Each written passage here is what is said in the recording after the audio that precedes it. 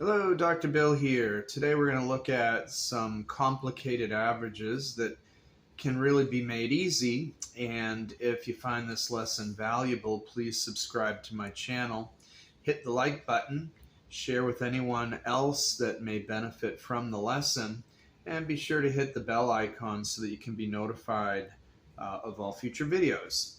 Okay, so let's see what we can do here. It says the average or arithmetic mean of a list of 6 numbers is x. When a 7th number is added to our set, the average of the 7 numbers is x plus 5.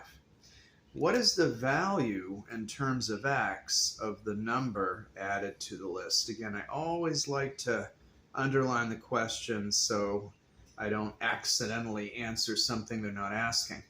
Okay, now what I want to do here is every time the word average appears, I want to circle it. So I'm going to tell you why in just a moment. So here we have the average, which is arithmetic mean of a list of 6 numbers is x. When a 7th number is added to our set, the average of the 7 numbers is x plus 5. And again, what is the value in terms of x of the number added to the set? Okay, what we want to do here is, again, think about math in concrete terms, not abstract terms. And as I always say, when you go to the supermarket, you don't buy X loaves of bread and Y gallons of milk. So you're not used to thinking about letters that stand for numbers in ordinary life. So let's see here if we can assign X a number and then move from there. And I think 10 is a very nice number. It's a nice round number. So let's say x is 10.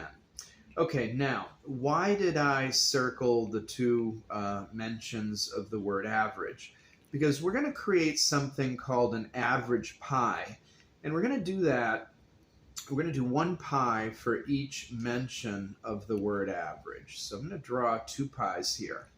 You're going to find this is a very visual way of doing this and also an easy way to organize the information. Now, we're going to create, it's sort of like an equator right in the middle, and we're going to divide that southern hemisphere into 2 parts.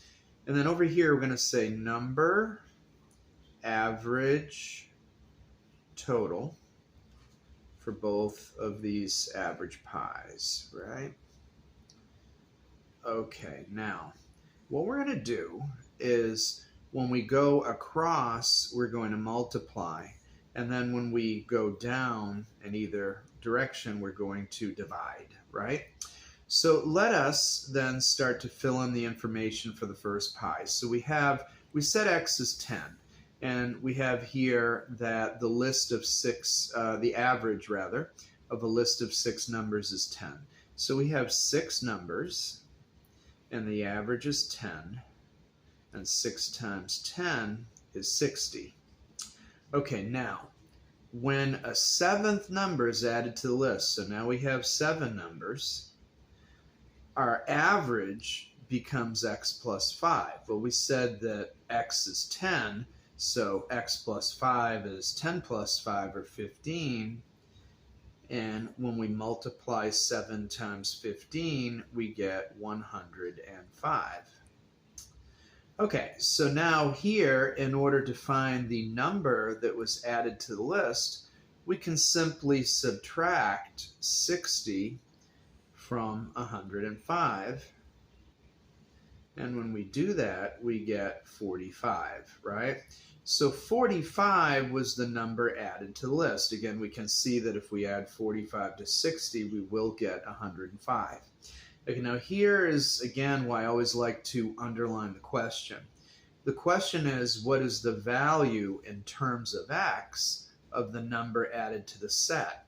Now, we need to be really careful here because we have a 45, but our answer is not x plus 45. Because again, x is 10, and 10 plus 45 would give us 55. The number added to the list was 45. So when x is 10, which of these answers would give us 45? And of course, the answer is B as in boy, x, which is 10 plus 35, would equal 45.